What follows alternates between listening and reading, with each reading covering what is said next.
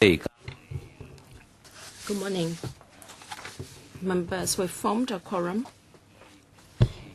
May I call to order the public hearing of the committee in respect of the Director of Audit's report number 62. Before I start, is there any declaration of interest?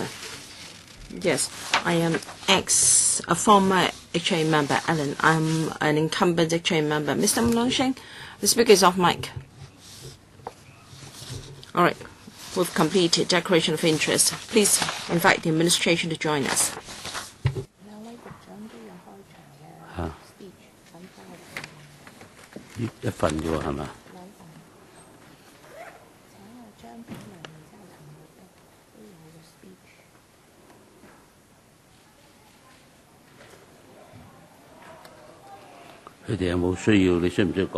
protection 嗰啲唔使講。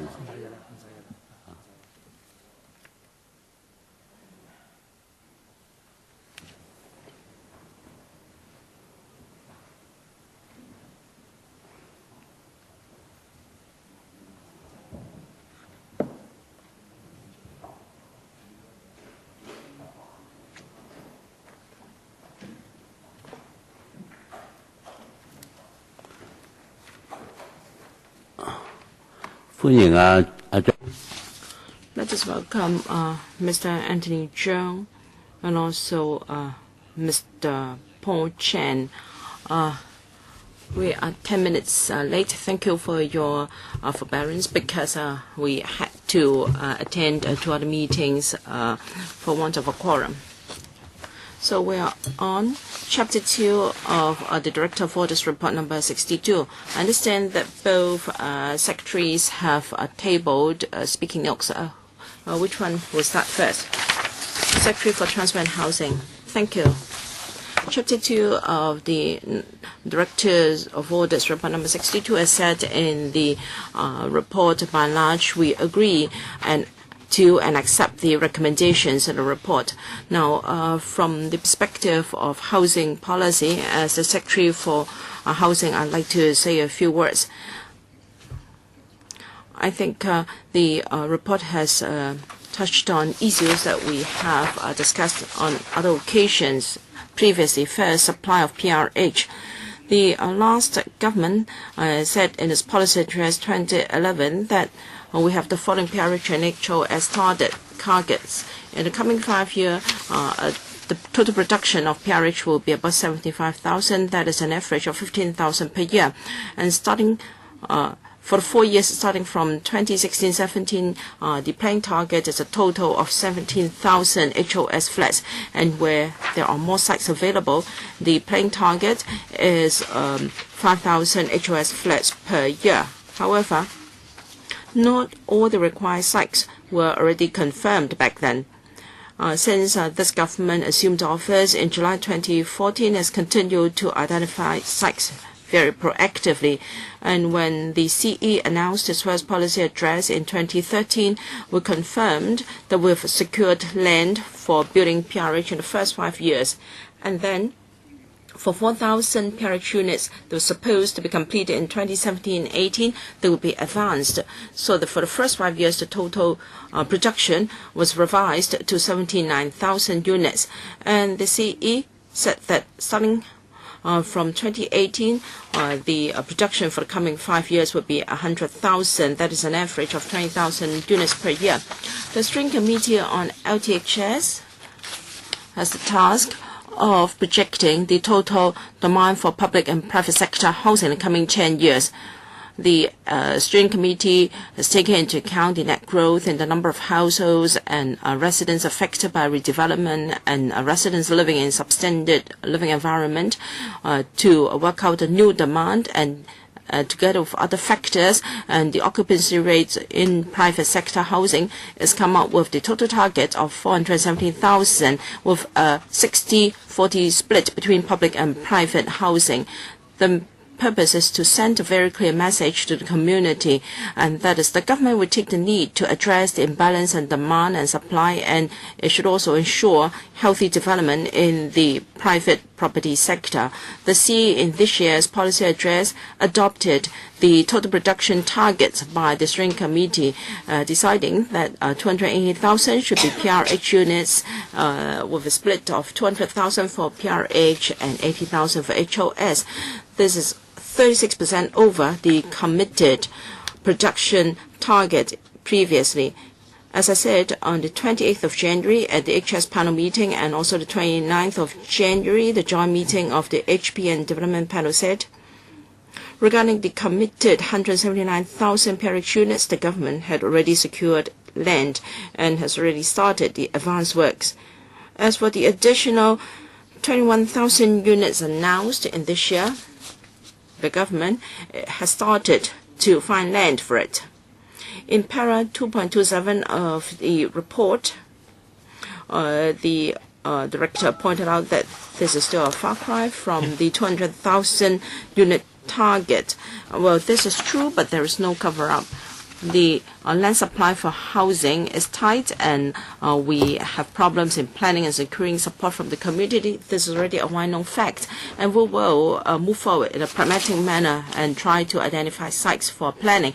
And regarding the waiting time for PRH, last year, that is in November, when we gave witness in this committee on Chapter 3 of our Report 61, we said that for general applicants, i.e. covering families and elderly persons, the average or the target average waiting time is about 3 years, counting from the date of registration on the waiting list and the first offer of a unit, discounting any freezing period in between.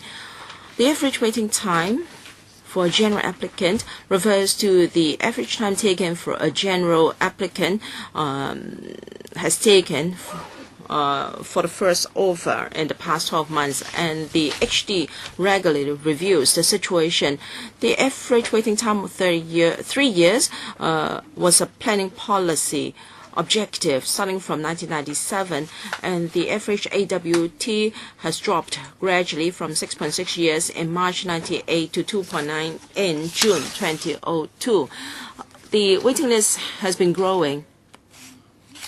For families and elderly applicants, well, in 2010-11, there were 25,800 cases, and it rose by 22% to 31,600 in 2011-12, and then it dropped by 11% to 27,300 in 2013-14.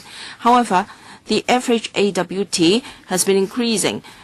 In March 2011, it was 2 years. It rose to 2.6 years in end of March 2012, and it further rose to 2.7 years in end of March 2013. As at end March this year, there were around 121,900 cases on the general waiting list and around 126,000 non-elderly and single-person applicants under our counting our quota schemes. The average waiting time for a general applicant is 3 years. For an elderly applicant is around 1.6 years. We understand that we face stiffer challenges as regards retaining the AWT at 3 years, and I've mentioned a number of times in this housing committee, and so had the former director of housing.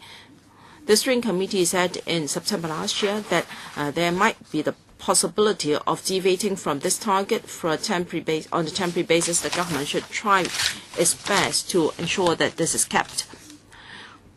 The audit report said that there was an internal projection that the waiting time might increase to 5 years in 2020. Because of limitations in methodology, the level of deviation is rather large if we were to forecast affairs 8 years from 2012. And after the estimate and forecast in 2012, our policy and actual work has changed, including adding long-term supply, and the purpose being to keep to ensure that the forecast of a 5-year average waiting time will not become a reality. Third, PRH rebuilding. Aside from building safety and economics, we will also look at individual estates' potential after redevelopment, and will also determine whether we have suitable relocation resources. Because we need to consider whether there are adequate public rental housing to satisfy relocation, we'll also have to consider the impact on average waiting time, human resources, and so on. So we cannot conduct many large-scale redevelopment projects at the same time. And the consideration is actually in line with the audit report, paragraph 4.31. Lastly, the audit commission suggests that we need to reduce the delays due to the handing back of public rental housing land. I need to point out that there were actual figures, actual considerations, and given the current situation, as the Secretary, I have already stated on numerous occasions that if old rental housing is to be redeveloped, the land will continue to be used for redevelopment of public housing. Chairman, I thank the Audit Commissioner for his ideas, especially on the lack of land supply planning, and land development needs time, and the need to retain a average waiting time of 3 years. And that will also need to bear in mind the financial needs for the coming 10 years of public rental housing development. We will take light of the Audit Commissioner's suggestions, and of course the PAC's views would also be taken aboard. Thank you very much. Mr. Chan, you also have a speech. Good morning. To set aside enough land for the grassroots to move into public rental housing is an important part of the government's work. It's also a challenge for us in the community. As I explained previously in the Legislative Council and other occasions, in the mid-long term, the government is taking forward many plans. So, for example, the Gudong, Fanlang North new development areas, Hongsuikyu new development areas, reclamation outside Victoria Harbour, New Territory North, Langtao, and so on. But to increase housing land supply in the short to medium run, there are not many options. The fastest and most effective way is to make optimal use of the developed areas in existing urban areas and new towns, as well as nearby land in the vicinity of existing infrastructure. The Secretary for Transport and Housing has already mentioned that the Planning Department, Housing Department, and other relevant departments have identified sufficient land to construct 179,000 PRH and 70,000 HOS flats. We are working closely with the Transport and Housing Bureau to identify more sites suitable for housing development so as to achieve the new housing supply target, that is to provide 470,000 housing units in 10 years' time, with subsidized housing accounting for 60%. As mentioned, various ongoing land use reviews have begun to bear fruit, and we estimate that some 150 sites can be made available in the coming 5 years and can provide for over 210,000 public and private housing units, subject to timely completion of town planning procedures to convert their land use and increase the development intensity, as well as completion of works such as infrastructure and land clearance to be carried out by various departments. Our preliminary estimate shows that these 150 or so sites, about 60% are for public housing development, and in terms of flat number, 60% are public housing units. And we have commenced our consultation with district councils. The government appreciates that it's not an easy task for everybody in society to accept the proposed housing developments. For example, when we consulted the DCs and local communities, some district council members and residents were worried that the proposals would have negative impact on traffic, infrastructure, environment, and visual impact. and they were also worried that community facilities and open space would not be sufficient. We understand the concerns of local residents, but as we stated on different occasions, before making the relevant proposals, the administration has assessed all aspects in accordance with our well-established mechanism and criteria, whether the relevant infrastructure and community facilities are capable of meeting the needs of the proposed development and local community. This effectively ensures that the proposals will not cause unacceptable impacts. If necessary, departments will conduct detailed technical assessment and propose and implement appropriate mitigation measures. The government will endeavor to minimize impact, but in reality some impacts are inevitable, and I hope the DCs and local communities can understand. In the face of urgent housing needs, especially those who are waiting to move into PRH or to improve their living environment, the community as a whole needs to put the overall housing needs of Hong Kong above the interests of individuals. Thinking of the tens of thousands of families who are living in subdivided units and are waiting for allocation of PRH, we cannot procrastinate in our rezoning work. All the government departments will continue to work closely to secure community support and complete the necessary assessment and procedures in a timely manner so that we can further increase our land supply and achieve the new housing target. Thank you, Mr. Chan. I'd like to clarify, in your speech, paragraph 2, you said it says 60%, you just said 70%. It's 70%. So you're changing your written submission. Okay.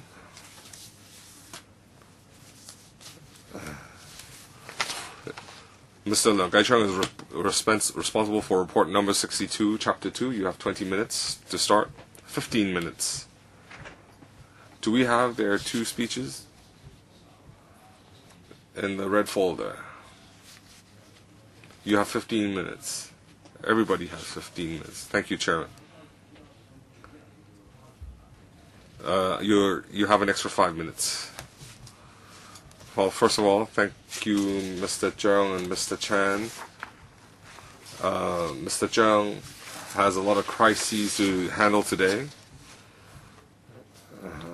but he has a constitutional duty to respond to our PAC questions. Now, on the issue of housing, the PAC has had many inquiries touching on housing. On the last occasion, a few months ago, report number 61 was scrutinized. We had looked at the deployment and leasing of PRH. We dealt with AWT, well-off tenants, and so on. Report 62, the Audit Commission's report on this occasion, Chapter 2, you can say it was an extension. It's an extension of the deployment of PRH. This chapter is about planning, construction, and redevelopment. That is in the supply. It's focusing on the supply chain. Well, first of all, I need to thank the Audit Commission for these detailed reports, but I have to air my personal views. The value for money audit, there is one aspect that might not be within his ambit, that is the Transport Housing Bureau. I see their portfolio is very heavy. Hong Kong is an international city, so connectivity is not just within local districts. There's connectivity with the mainland, with Asia, the rest of the world. So transport is a very important aspect of our economic development.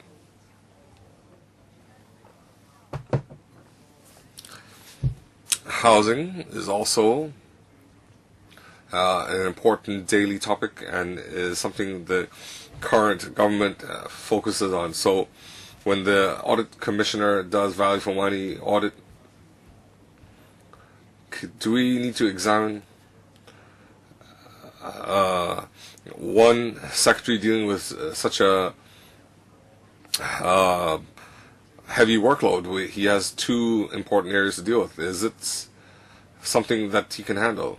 This is something I'll also mention in our council meeting regarding the workload, the portfolio of bureaus. Some bureaus might have a very light workload, and sometimes coordination, communication is that functioning smoothly amongst the bureau, and is the policy implementation uniform amongst the bureau? Is communication efficient? So in a later council meeting, I'll put forward a motion. Now, coming back to this report, Report 62 is based on two very important assumptions. One, the Secretary mentioned that our average waiting time for a PRH, the approximate waiting time is about 3 years. We need to meet this goal. The PAC in Report 61 had mentioned the Housing Department definition and calculation of AWT was not made clear. There's a lack of transparency, and the definition of AWT is just for registration until the first assignment of housing. Of course, the prospective PRH tenant can decline. So the AWT for the applicant, how do they plan their livelihood, is very important. So I hope the Housing Department can provide information. That is, how do they calculate the AWT and what are the assumptions? They need to provide more information. In Report 61, on page 134, paragraphs A and B, the PAC is very dissatisfied with the AWT. The second assumption in report number 62 is the long-term housing strategy review steering committee has conducted this long-term housing supply projection. Professor Zhang said that in the coming 10 years we need 147,000 and 60% being PRH, 280,000 being PRH, and HOS making up 80,000. So the AWT and supply are very important indicators. So the audit report number 62 has made these two very important assumptions. I mentioned the AWT assumption needs some improvement. So I need to ask some basic structural questions regarding, can we refer to part 2? That is the long-term PRH assumption. How was that made? I'm aware that in the last year or so, we're talking about the long-term housing strategy review assessment, but within the government, if colleagues refer to part 2, paragraph 2.6, 2.5 and 2.6,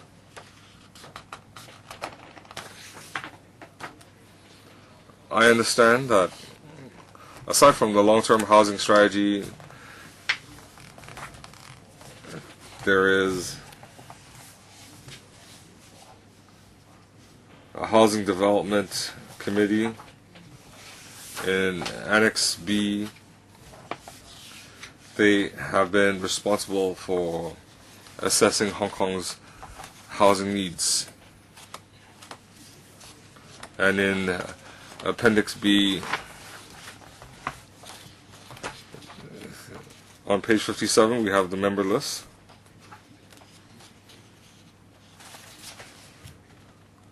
the secretary. And the members include the other departments. They're the Permanent Secretary for Development. This Committee on Housing Development, you can refer to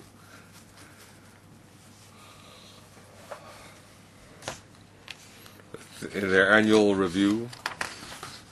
They have lists, Table 4, on page 14. So we see from 2008 to 2011, there are forecasts 151,900 to 2012, 186,100. From 2012-13, there's no assessment. Is it because the setting up of a long-term housing strategy? So have they substituted the function of the Committee on Housing Development? I understand that the mission of the long-term housing, they completed their work. So we have a 10-year housing supply. These goals, are they fixed?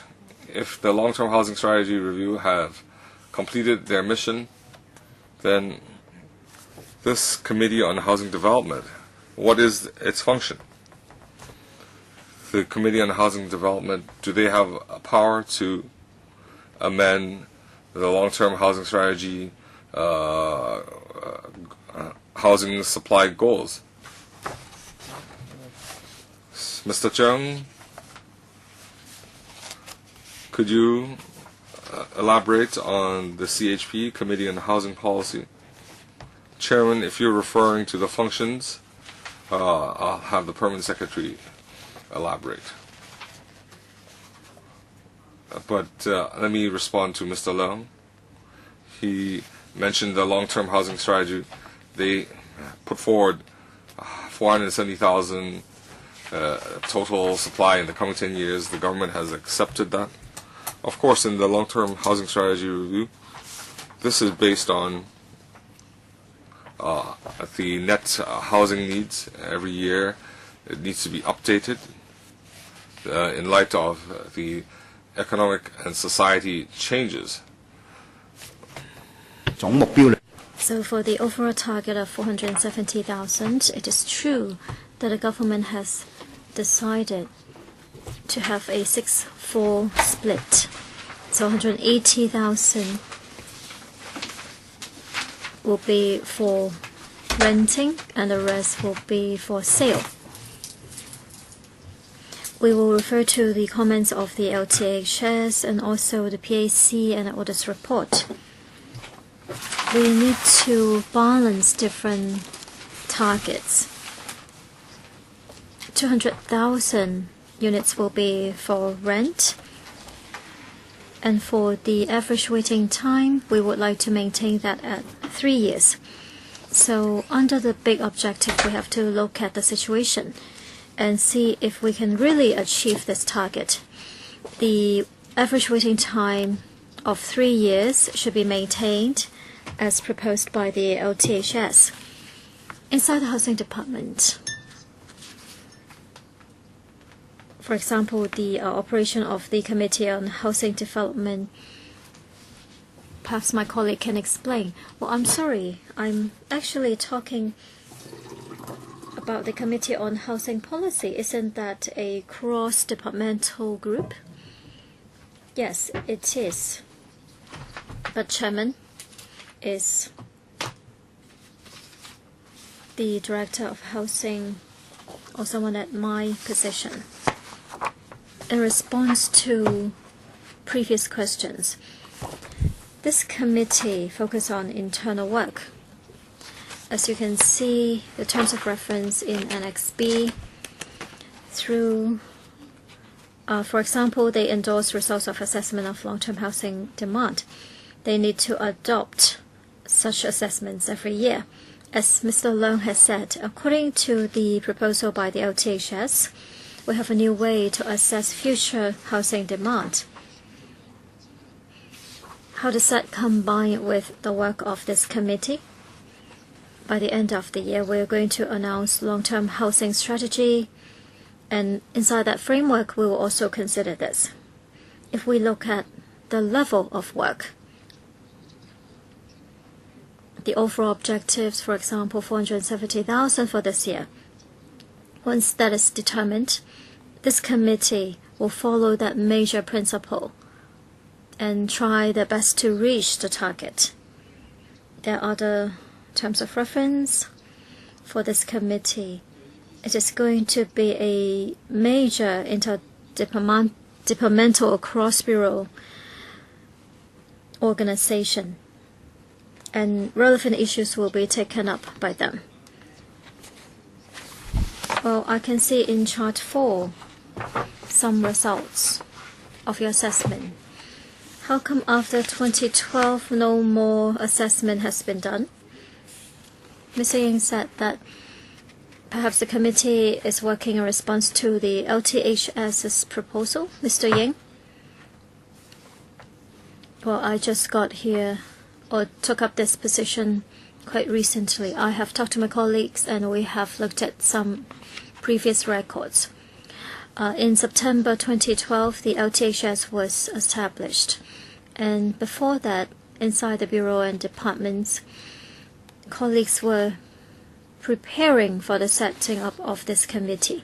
So in chart 4, we did some assessment on long-term housing demand, and that was in February 2012.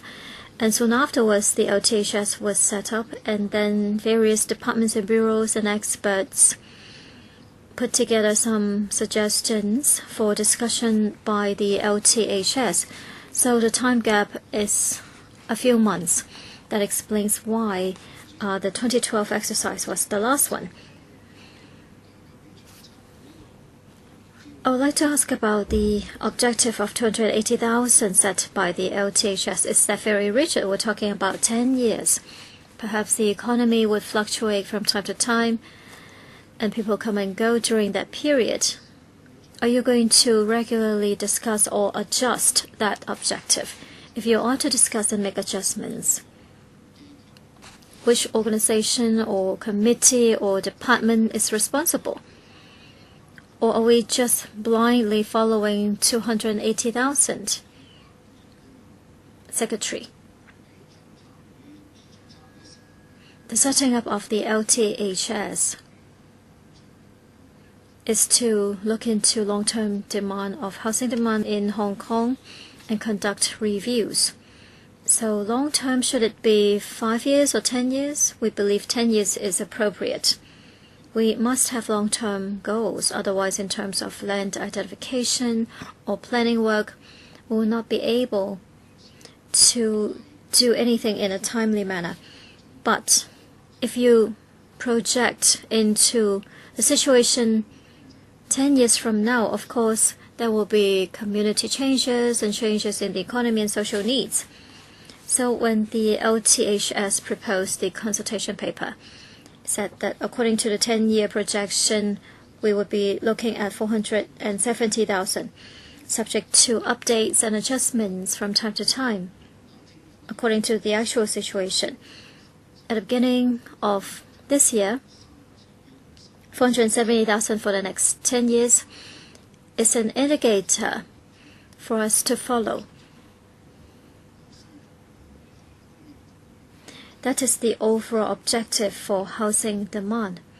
Because if we don't have an overall objective, we cannot work accordingly. Concerning the 60-40 split, it shows that the government is taking the lead to promote the growth in supply of public housing, and at the same time it is to maintain the stability of the private market. So the 60-40 split is seen to be reasonable.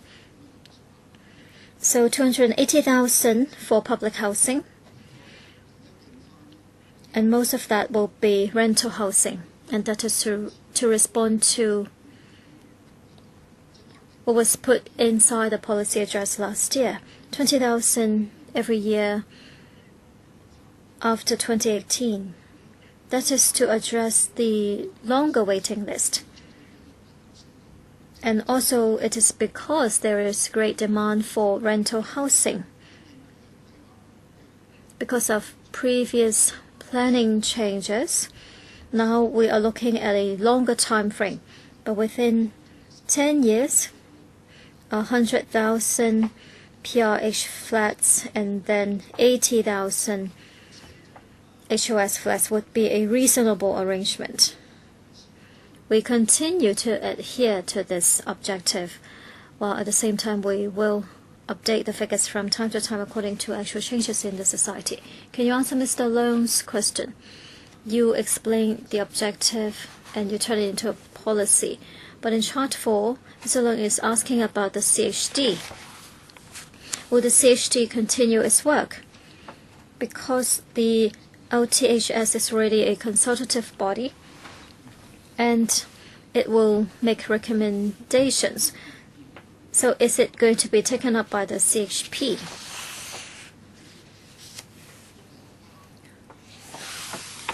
Concerning the interdepartmental housing organization, it will continue to work towards the long-term goal. As Mr. Yang has said, from time to time maybe there needs to be adjustments. Mr. Chung, you said that LTHS report mentioned that the government needs to look at the changes in the figures from time to time, despite the setting of an overall objective. Is there any working group or department looking at such changes of figures? Perhaps you need to make some adjustments. 280,000 doesn't mean we just divide that by 10. So you have to answer me. When there are fine-tunings, who will be responsible? Is it the committee you were talking about? And then, inside the LTHS, there is a strategy committee. What is its functions? Does it also look at long-term housing demand, especially demand for PRH flats? Can you elaborate on that? Well, the LTHS has already completed its work. The long-term housing strategy will be proposed by the government. Concerning 470,000, if it is necessary to adjust it, if there are policy changes, the government will be responsible, and that means that the Housing Bureau will be responsible. For the strategic committee, it will focus on the changes on public housing demand. If we are to maintain the overall objective, but there are difficulties or the demand on the waiting list is growing, I'm sure it will inform the government. Chairman Alan Leung and Wang Yukman. Secretary, please look at 2.6, paragraph 2.6. There are two committees. One is CHP and another one is CHD. If you look at Annex 1, the CHP is not there. So can you tell us what are the differences between CHP and CHD? CHP, Committee on Housing Policy, who are the members? We have to look at them very clearly. That is the outstanding question concerning para 2.6. We will put together everything after the meeting. CHP, or we should call it the predecessor of CHD. Today we only have CHD and no more CHP. Things have been changing in the past decade or so. We will put together some more information after the meeting, because there are two committees. Where do they come from? We need to know more clearly, because people become easily confused. CHP was led by the finance secretary? No? The FS that the steering committee on land supply, it also involved various departments, but not what is mentioned in this paragraph. Or can we get more information about these two? Chen Ken, you are changing members' names. Chairman, I would like to follow up on the question raised by Mr. Leung. May I ask the witness to turn to chart 4 on page 14 and also page 15. I'll focus on these two pages. Which paragraphs? Table 4 on page 14. If you refer to table 4, it is about projected shortfalls in PRH production against demand forecasts. I note something quite unusual. PRH baseline plant production, we are talking about 150,000 between 2008 and 2020. But the PRH demand forecast endorsed by the CHD is very different. The shortfall has been growing from 1% in 2008 to 19% in 2012. So there's an increase of 19 times. You see the supply of PRH flats compared to plant production, there's a shortfall of 19%. If we maintain the level of production, we cannot catch up with the demand level and actually will be lagging behind by a growing extent. If you look at the baseline for plant production, it's been maintained at 150,000 for many years, and suddenly there's a revised figure to 175,000. The Housing Department's projection on demand level will not help us to shorten the waiting time on the waiting list, which is a target for the government. So I would like to ask the Secretary, when they put together this baseline, what criteria have you adhered to? How come the demand forecast for PRH is changing every year while the baseline maintains the same? Secretary, Table 4, we're talking about two stages. For example, before the current administration came into existence, we felt that we cannot stay at the level of 150,000, and that is why we are proposing 200,000 instead, because we do see more people on the waiting list and the demand for PRH is growing in the society. But in the past, concerning what happened to these figures, Mr. Ying, do you have any response? Mr. Chen has noted the changes in the figures. We agree with 2.17c of the audit's report. The shortfall in early years was only between 1 to 8%. So that's a very small difference. But in 2012, the shortfall suddenly increased to 19%. Mr. Chen asked about the justification for maintaining the baseline plant production. Actually, after 2012, that level was no longer maintained. In 2013 and 14, the construction level for PRH has been increased as presented in the policy address. Chairman, of course I understand that when it comes to data and decisions, perhaps they were made by the previous administration, and the Secretary and the Permanent Secretary were not in these positions. But my question is simple. How come the baseline plant production was 150,000 every year? Are you saying that there's no need to refer to the actual demand forecast? You just follow your own plan if you don't refer to the demand and just construct 150,000, you are neglecting the housing demand in the society. Then public housing will continue to be insufficient. Secretary, I'll ask the Permanent Secretary to answer. I try to bring up the same point. If you look at our predecessors' work, when they were looking at demand figures, 151,900 and then 160,800 and 163,000.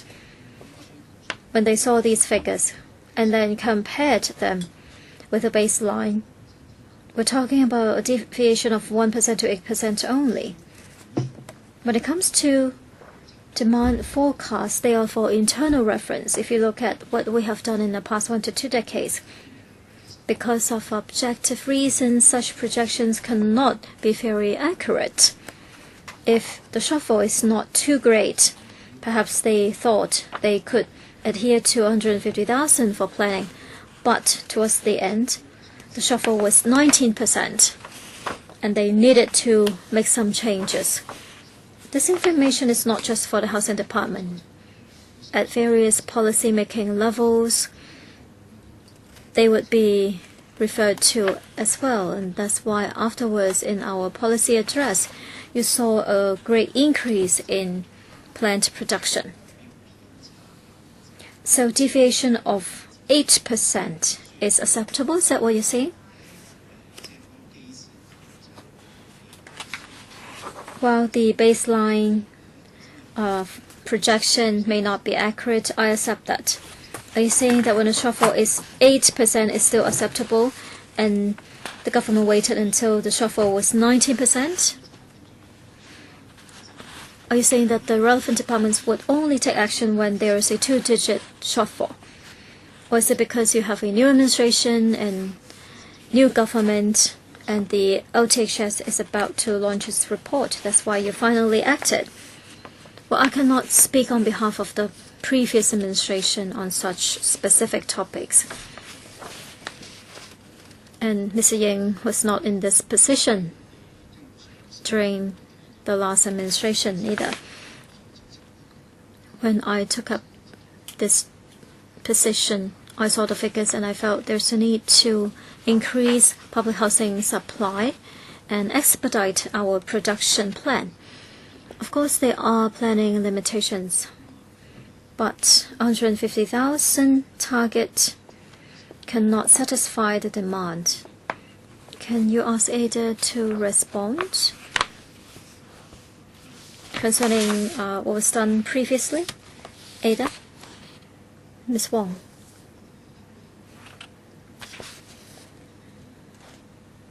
We have followed the fundamental principles formulated by the government to put together the PRH production plan.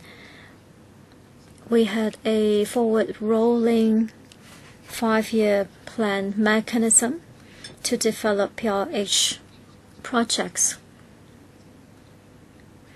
The two administrations adhere to the same method. We'll also look at the overall 10-year production reference, and that is a projection for the longer term, and things would be more accurate if the time frame is only 5 years. What about the incumbent administration concerning the planning work and projection work? Para 2.27.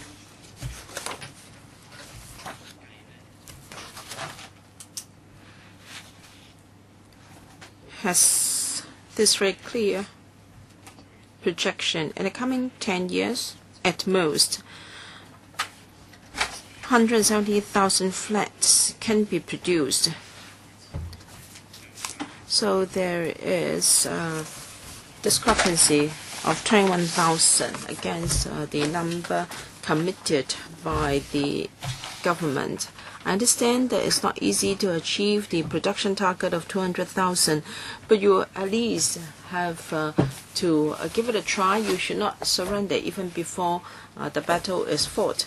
So I'd like to ask the Secretary, what specific plans do they have to meet the production target of 200,000? Are they able to comply with the committed AWT of 3 years? The Secretary has said a number of times that is a great challenge, and from time to time there may be departure, meaning that it's not easy. So how are you going to work according to the plan? Do you have any difficulties in your current system, or what factors do you have? What difficulties do you have? Para 2.27 is a comment on development in history. Last year, when the Director of Audit carried out this audit, the production target of 200,000 flats in the coming 10 years was not yet set. It was only proposed by the CE in this year's policy address. So the director was based on the target made in 2013, and that is about 17,000 per year, with some increase in future years. So it was perfectly reasonable for the department to identify sites according to that target. As I said, we've already secured land for this committed 179,000 flats. However, earlier this year, the CE made a new target of 200,000 flats. So there is a difference of 21,000, and we're discussing with the Development Bureau as to how we can identify sites for that.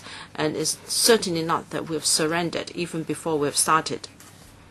Well, according to the Secretary, it's 21,000 units short. In fact, as pointed out in the report, that your shortfall in land could range from 16 to 38 hectares of land. So if you do not have land and you have not set the target of 200,000, how can you address the shortfall in subsidized housing? 200,000 flats in the coming 10 years is our current target. We have not forfeited that target. Of course, we are 21,000. There is a difference of 21,000 units. That would mean land for it. Perhaps the other colleagues may have something to supplement when it comes to land.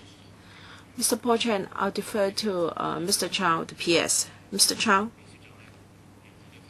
Yes, we're very close liaison with Mr. Ying, PS for housing. We regularly contact each other for a few times in a week. It's true that we have got many long-term projects, but we'll talk about long-term planning, and sites would be available in the long term. So in 152 sites, over 60% of them have been reserved for subsidized housing. And of course, we have to go through many procedures, including rezoning by the planning authority, and also other technical assessments. In last week's ESC meeting, we had the support of members for a new division to be formed under the Development Bureau, to be chaired by a new deputy secretary. We'll have a team with the right expertise to focus on the planning work of the 152 sites, hoping that it can be done as soon as possible. And when it comes to the Highways Department, Drainage Services, and CDD, well, the new division will coordinate the work of these departments. And we also have to secure support in the community. With the endorsement of FC, the Deputy Secretary, after he has assumed office, will work on explaining to the community and getting their support. If everything goes smoothly, we'll be able to provide land to the HD for the production of subsidized housing earlier. One last question, rather simple. Please refer to Para 2.18. Also on projection, the reply of the Secretary is, it is but one of the factors when it comes to projection for housing demand. It would take into account a wide range of factors. I think this is rather too vague. A wide range of factors would override all demand. So this is the most important point. Even after an assessment of demand and other assessment, the wide range of factors will override your previous considerations. So can the administration tell us specifically what do you mean by a wide range of factors? I want something concrete. Mr. Ying? Thank you. All right. As the chairman noted earlier, this body has a long history. Its predecessor was CHP, now it is called CHD. That means I won't be able to go through all the deliberations of this body for the past decade. You know, we have a history of involvement when it comes to public and private housing. So the CHD will consider the prevailing circumstances, changes in government objectives, and also the demand for conservation. Now, if we have to tell you all, we may have to unfold the whole history of the organization. But according to a literature review, now regarding the method for working out the demand, what we was required to do was to provide a broad brush indicative reference for long-term land use planning. And then for each site and each project, what factors were considered? Well, that was really specific to the case concerned. Of course, you have to there is a long history of development, but can you give us some concrete factors that have been considered to facilitate our writing of the report? In fact,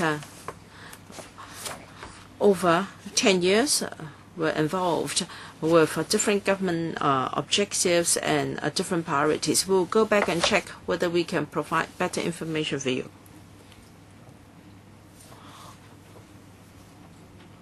I do think there is a big difference between housing supply between this administration and the previous ones. In fact, it's just a difference of about 5,000. And you talked as if it is really a big number. In fact, the difference is just 5,000, and you have expanded your team so much, and you talk about making available more sites. Now, we have been looking at the figures. Why do you have to do so much, given that the difference is so little? Now, it's not just this government. The last administration or previous administrations were doing the same. So how can you increase your production from 20,000 to 25,000? So can you give us some more information? Please, you might appear that you have done a lot. In fact, it's not the case. And according to table 4, is a difference of 7 or 8% to 90% all of a sudden. We have to clearly understand how these figures are arrived at when we write our report. We have to follow this up to our satisfaction. Yes, I do understand your point. Because Mr. Chen asked about a wide range of factors mentioned in paragraph 2.18, where different factors were considered at different times. So I have to sort them out first before I can give a written reply. Thank you. Mr. Allen Leung.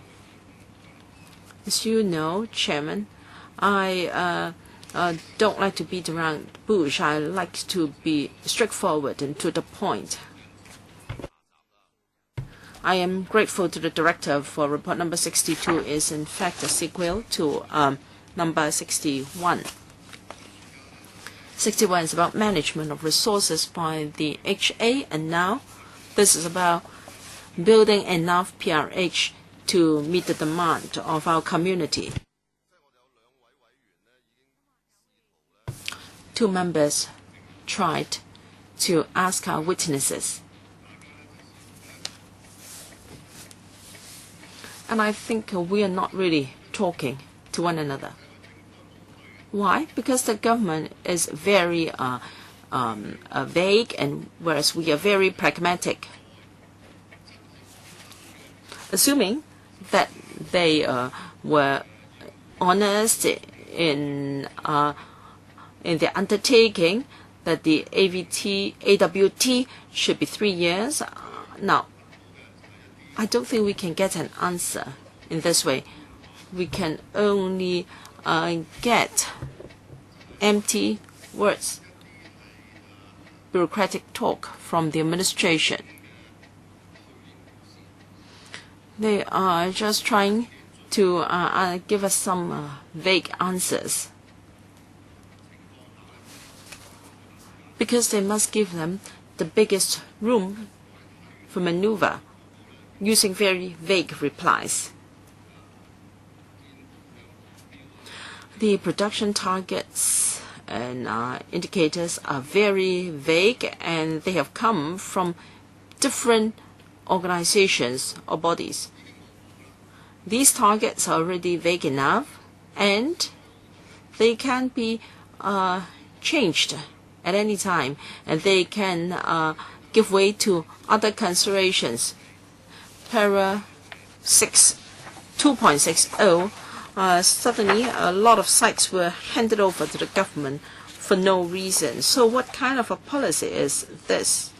24 sites and 300 million production costs were written off in this way. So the money was from the AHA, and it was used to subsidize the private developers in land sales, and the money was never recovered from these developers.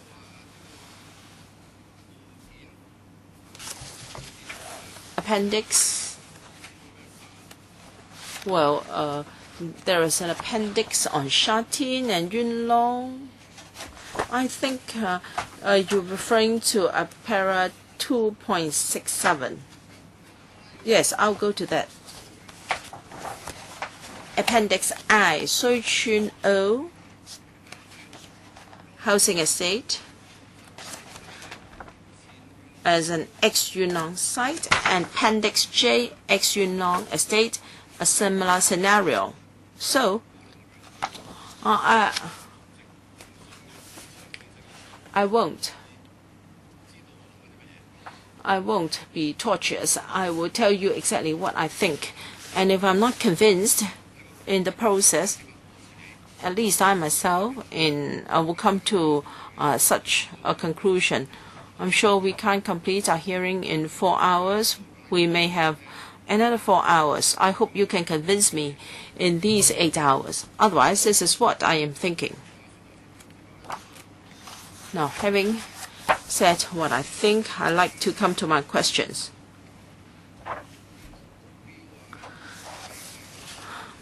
Setting of production targets and whether there are sufficient sites to do that. There are at least 4 organizations involved. Discounting the steering committee on LTHS, which according to the Secretary for Housing has completed its task. But as said by Mr. Ying, we should diligently follow the recommendations of the steering committee. But if you look at the way they project PRH housing demand, I think it is very different from what the HA is doing. Appendix D, there is the Committee on Housing Development. Terms of reference to coordinate the endorsed the results of the assessment of long-term housing demand to consider the housing type of identified residential sites, to monitor the timely supply of suitable land for public housing development, for public housing again, and to consider and address major interdepartmental or cross-bureau issues that will affect timely supply of suitable public housing land. So vague, very vague, all inclusive. Okay, over the page, Appendix C is mentioned in paragraph 2.9 and 2.18c of the report. It seems to be an internal projection by the Housing Department. It has got a formulation of new households, redevelopment of private and public housing, inadequately housed households. There is a flow chart. This is the second body involved. Internal projection by the HD starting from 2000. It was never announced. And the third body, Appendix D. Wow, this is the Steering Committee on Land Supply, chaired by the Financial Secretary. Its terms of reference: number 1, to coordinate the overall plans for development and supply of land in Hong Kong for different types of land users. So it can have some say over the land use. Number 2 of the terms of reference: monitor, prioritize, coordinate, and steer the development of needed infrastructure in support of the timely supply of public and private housing land. Prioritize. It can prioritize. 3, to select the optimal options in identifying the supply of public and private housing land. Perhaps it will have some say on when the HA should subsidize private developers in land sale programs and the writing off of development costs. So will be decided by the FS, and the Secretary for Transport and Housing has no say at all. And I'm not finished yet. Appendix E, Committee on Planning and Land Development. The chairman is the Secretary for Development. Again, to decide what land should be used for subsidized housing. So I have a number of questions to follow. The first one is, these organizations, how do they work in synergy? Who has the say? Although, according to Mr. Zheng, the Steering Committee on LTHS has completed its task. However, how will the projections made by the Steering Committee work with these 4 bodies? Should there be a change in policy in the future, or will subsidized housing become second class to other housing needs? So it can always give way to other priorities. The wording is so vague that you have so much room to maneuver. Is my understanding correct, Chairman? He mentioned there are a few bodies whether there's some overlap. Of course, we can discuss, but regarding the goal, the long-term housing, one important mission is to provide a demand assessment in light of the conditions, and that's where we came with the 470,000 figure. In their consideration, they had not looked at whether the government can identify the land. They were just raising it from society's needs perspective. And now the CE has adopted the 470,000 goal. He has accepted the 60-40% ratio. And how much should be PRH, how much should be HOS? The long-term housing strategy committee did not mention that. So out of the 280,000, 20,000 was PRH and 80,000 was for HOS. That was a high-level decision. So the different committees or bodies, if you feel that there's an overlap, that has still been the government goal. You haven't answered the question.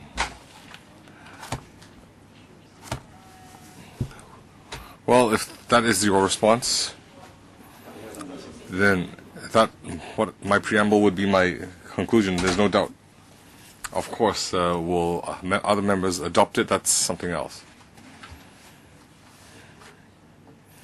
You need to answer his concrete question. Will they become? Will the different policies put forward by the different departments, will they become like orphans? Oh, and Mr. Leung, in paragraph 2.67, he said that 330 million has been spent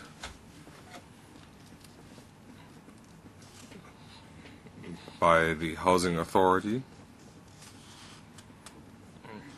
So you need to answer his questions. Well, Chairman,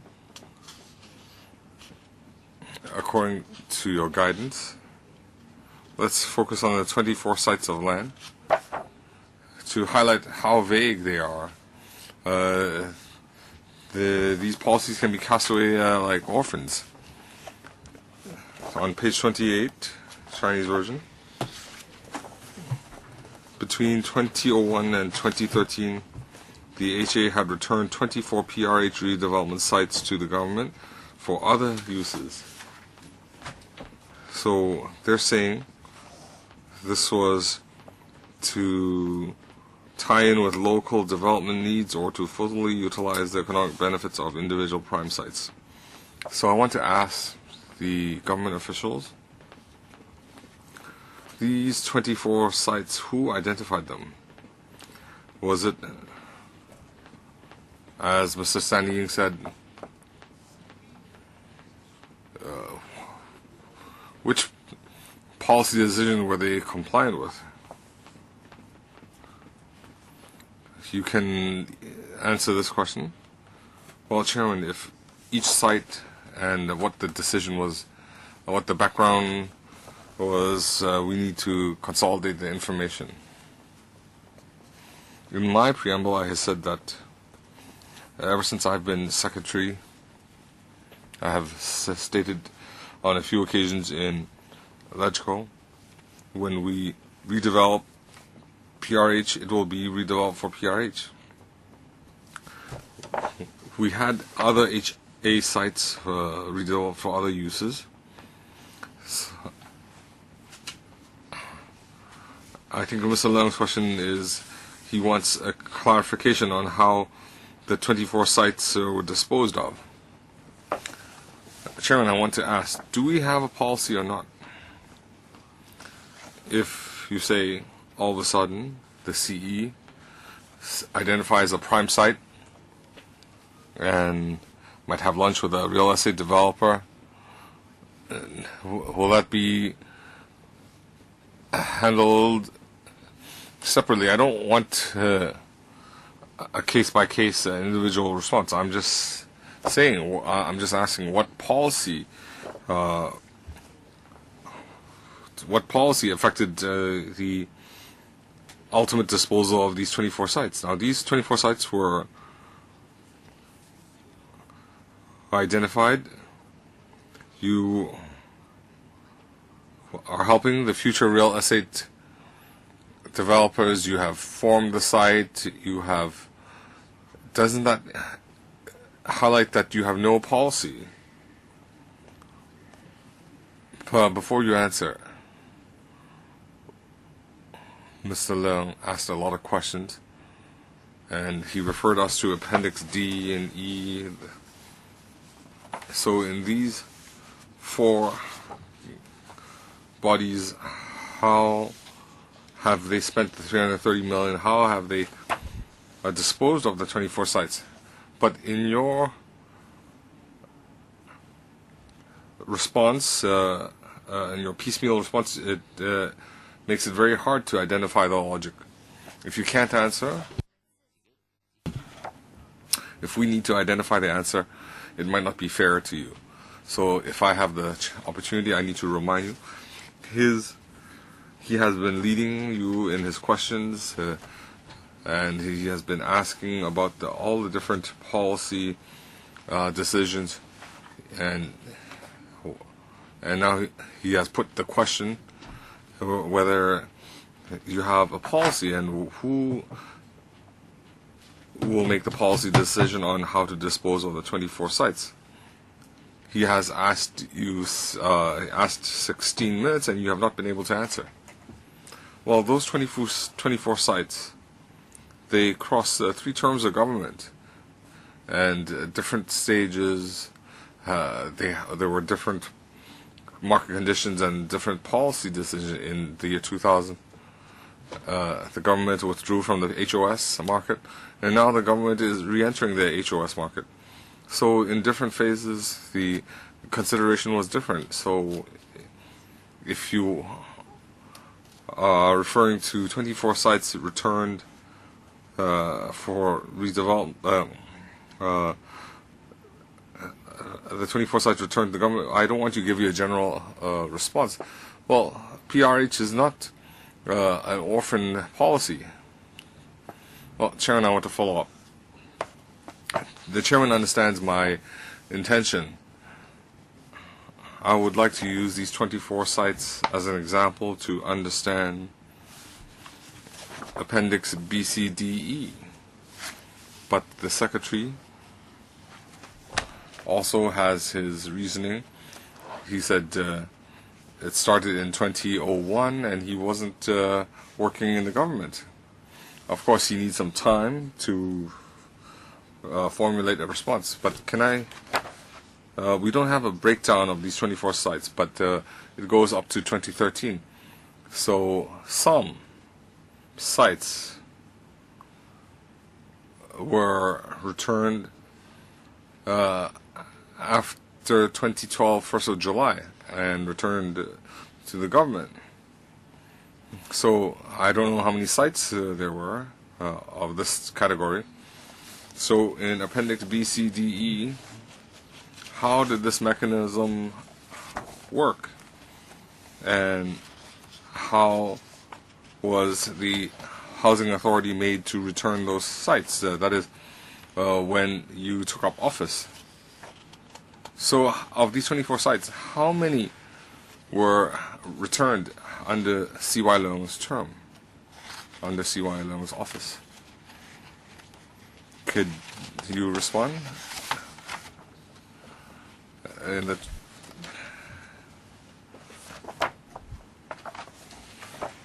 let me see if I can identify sites that were returned recently. Well, according to our information, out of the 24 sites that were returned from 2001 to 2013, there were 3 sites in April, July. They were returned in 2013. But the decision might have been made previously. So, could you give us the specific time? The information indicates that each site had an actual return date. 3 were returned in 2013. Well, the Administration and Audit Commission can provide the information later on. We can follow up. Mr. Ying, did you want to speak? He said that even though it was returned in 2013, but the decision to return it was before 2013. You can confirm that. Why did I not allow you to answer is because this term of government, you had the option to either accept or decline the previous government's decision.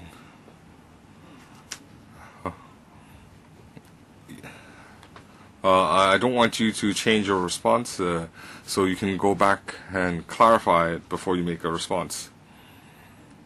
So, Mr. Ying, Stanley Ying, I want to respond to the 24 sites. It has a history of more than a decade. Our whole housing market and government policy had changed, so there were specific reasons during each period. I'd like to refer to Appendix I. You referred to the Shatin case. In paragraph 5, it says that due to the repositioning of housing policy in 2002, the HA decided to withdraw from the direct provision of subsidized sale flats.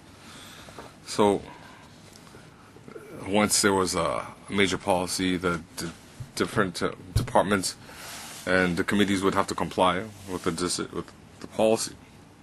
But for each case, you have to refer to the historic conditions.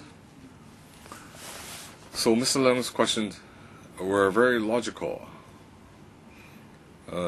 He asked, so in your response, you're saying that each policy will have a source and a historic development. Next, we have Mr. Wong. Well, we have the two secretaries.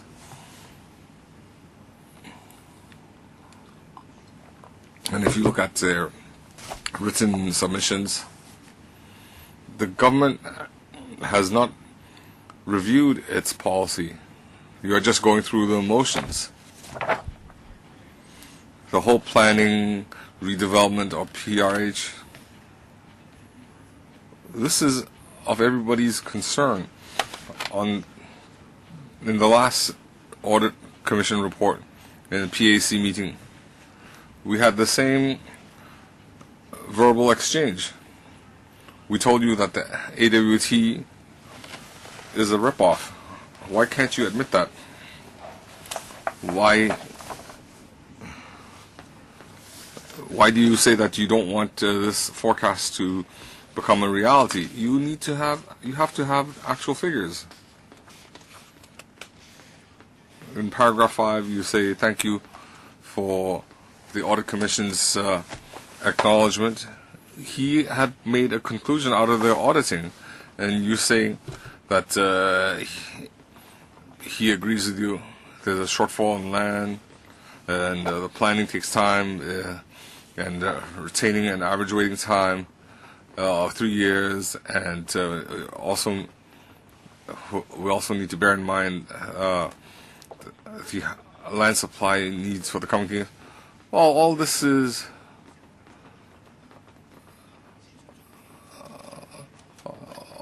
old talk. Everybody knows.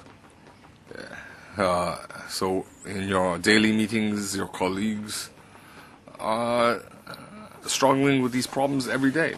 So now we have the audit report. You have a lot, and they've identified a lot of problems. Just now, Mr. Leongaki had highlighted 24 sites being withdrawn, and we have redevelopment of PRH sites, and how 200 million funds were wasted and so on. And people criticize us of filibustering. We have land being built for private housing. Hong Kong people need to know the simple truth. We don't want to hear all this hot air. Just now you said, could the Audit Commission tell us a specific timetable? And Chairman,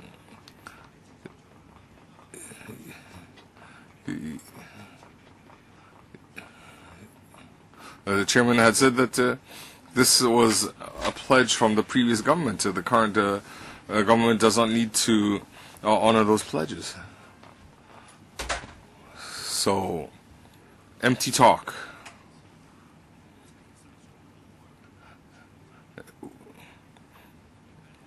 In your response, that's all it is, empty talk.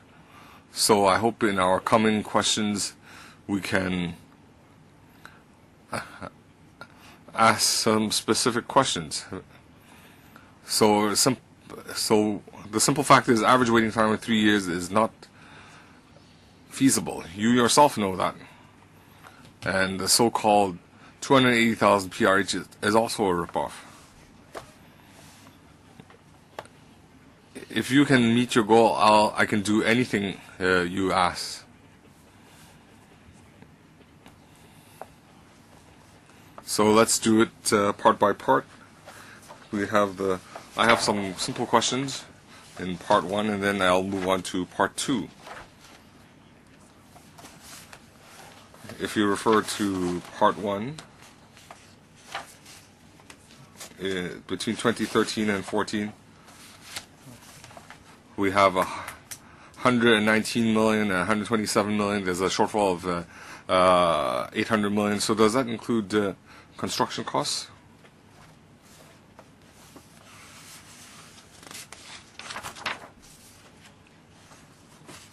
I just want to. So 1.5, it should include that.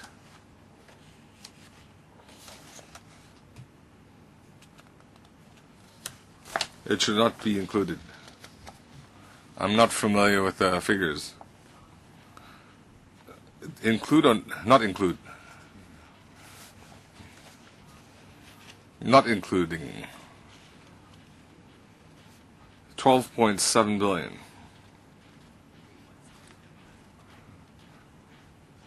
Operating income and expenditure being 11.9 billion and 12.7 billion. So does that include construction income? Can I respond after looking up the figure?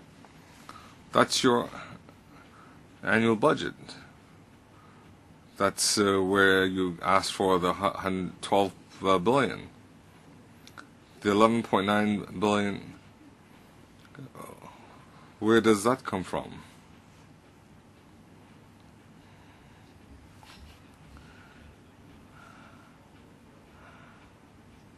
We don't have finance staff today. There's a slight different. There are different accounting standards. Operating income does not include construction. But it says operating income and expenditure. So your construction cost should be an expenditure. So please look it up, and I'll allow you to look it up now. This is a very direct question. We would like a direct response.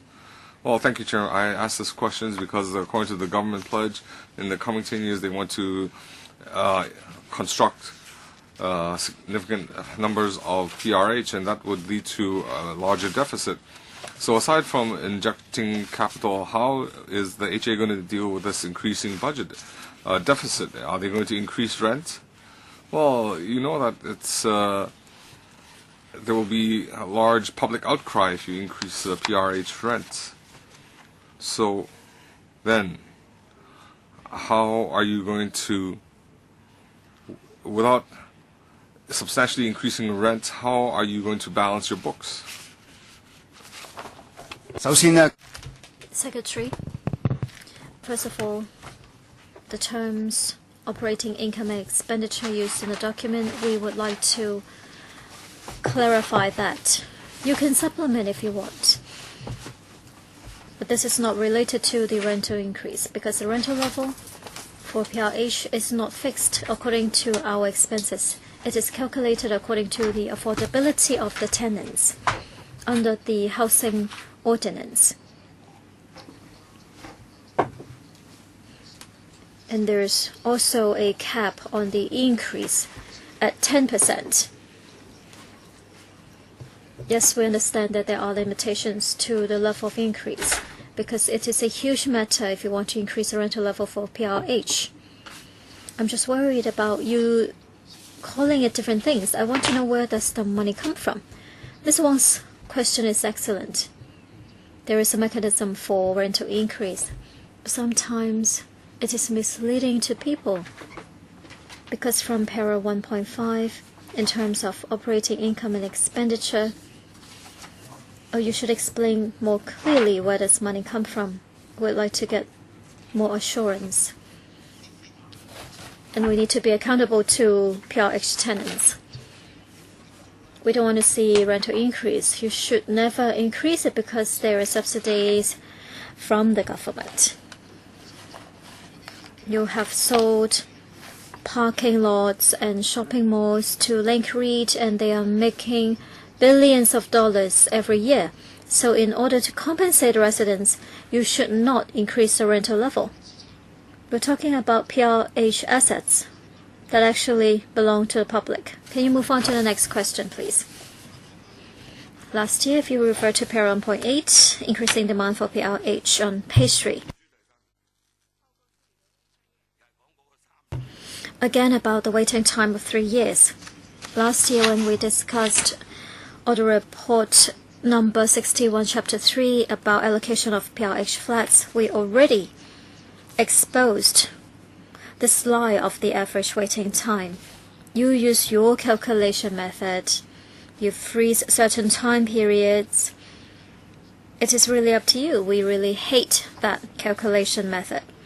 Members of the public or legislators don't really understand this concept of frozen period.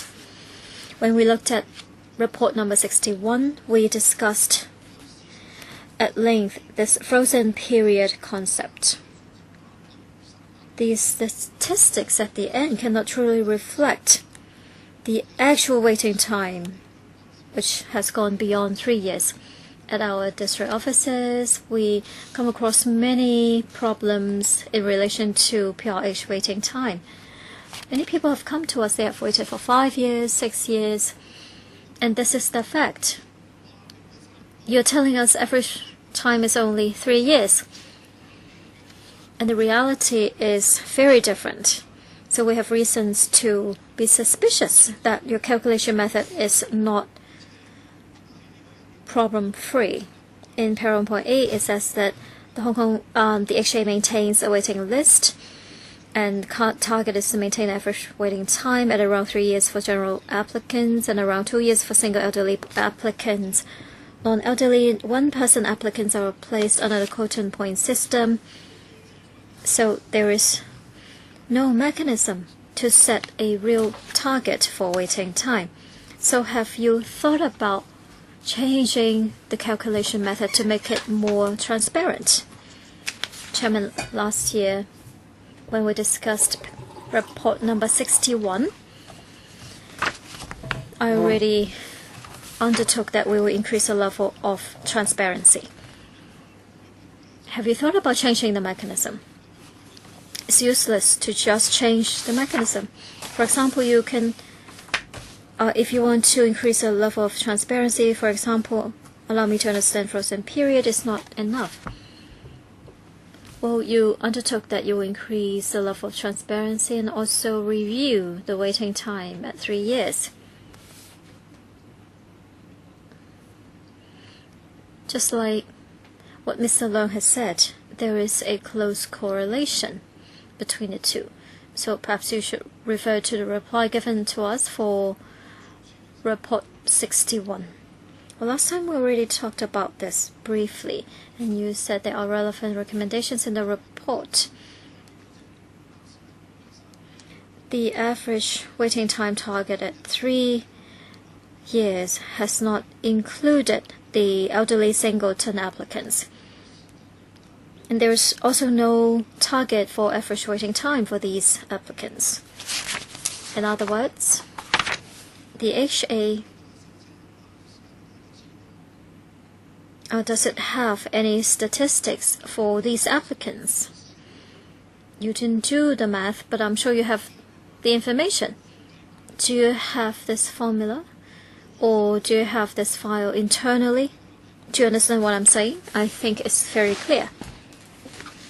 Chairman, when we measure the average waiting time, we have been using the actual information in the past 12 months to see how long they have waited between submitting the application and being housed. So that's the same practice for any applicants. Last time I understand the members are very concerned about the real situation. And the HA recognized that we need to enhance the level of transparency. Sometimes it is not shown on the computer. We have to take out the files one by one for analysis. Well, if you want to increase the level of credibility for the government and remove suspicions, you should go beyond answering us here today and saying we will enhance the level of transparency. These applicants, you should have their information concerning waiting time. Mr. Wong, you did not set average waiting time targets, but you have their information. Mr. Wong, to be fair, they are still working on the last report. What about Para 1.9? 1.9. Table 2, number of applicants on the waiting list for PRH.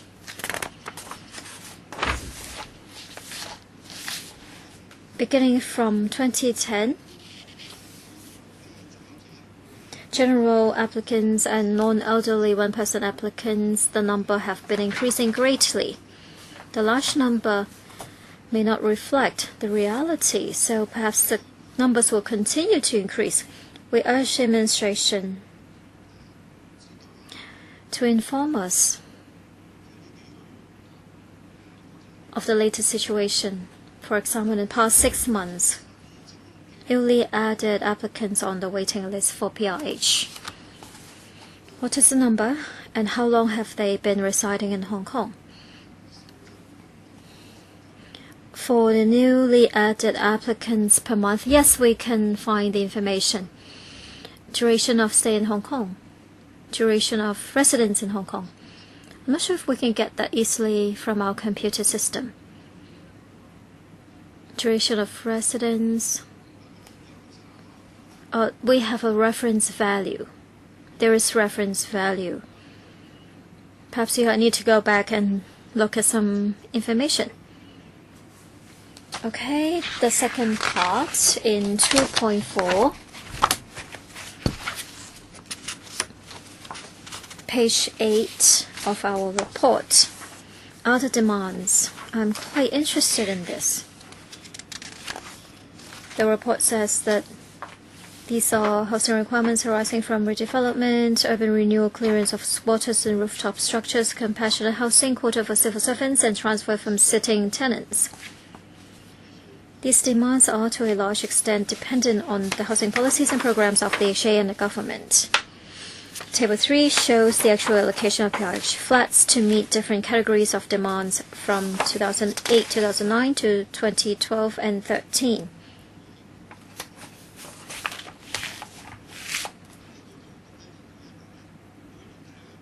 So 800 flats are for civil servant quota. Can you tell us the waiting time for such civil servants, if they do need to wait? I want that for reference. Does it apply to normal PRH applicants? Level of asset, means tests, are they also applicable? But that is a policy issue. Perhaps it is not directly relevant to this assessment, but that is also resources. If they don't need to wait, let's say they don't need to go through means tests, at least I should know. Secretary, I will ask my colleague to explain. Agnes. Thank you, Chairman. Basically, when it comes to the quota for civil servants, it is a long-standing policy. Together with the Civil Service Bureau, we have communication. In recent years, the quota is about 1,000. As for priority, that is not set by us. It is set by the CSB according to their own rules. Every year, in terms of allocation, we're willing to reserve this number for civil servants while they set their priority. That's the answer I want.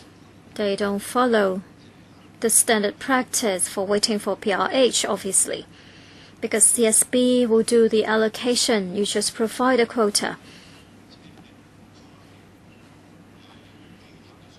So this falls under other demands, but they are also using PRH resources. It is for the public to assess. Seems that the civil servants get the highest priority, while other people have to wait for a long time. The public can come to their own judgment. I ask the question, and the answer is they don't need to wait. Mr. Wong, that is your own view. If you look at note 4, there's an explanation. That is under table 3. Special quota and general quota, 10 years of retirement resulting in departmental quotas. Yes, I see it. Next, the second point in para 2.4. 1 quarter of transfer of sitting tenants. In other words, this is the one category getting most of the places. What about the waiting time for these tenants moving into larger units? How do you make sure that everyone is treated equally? Ms. Wong?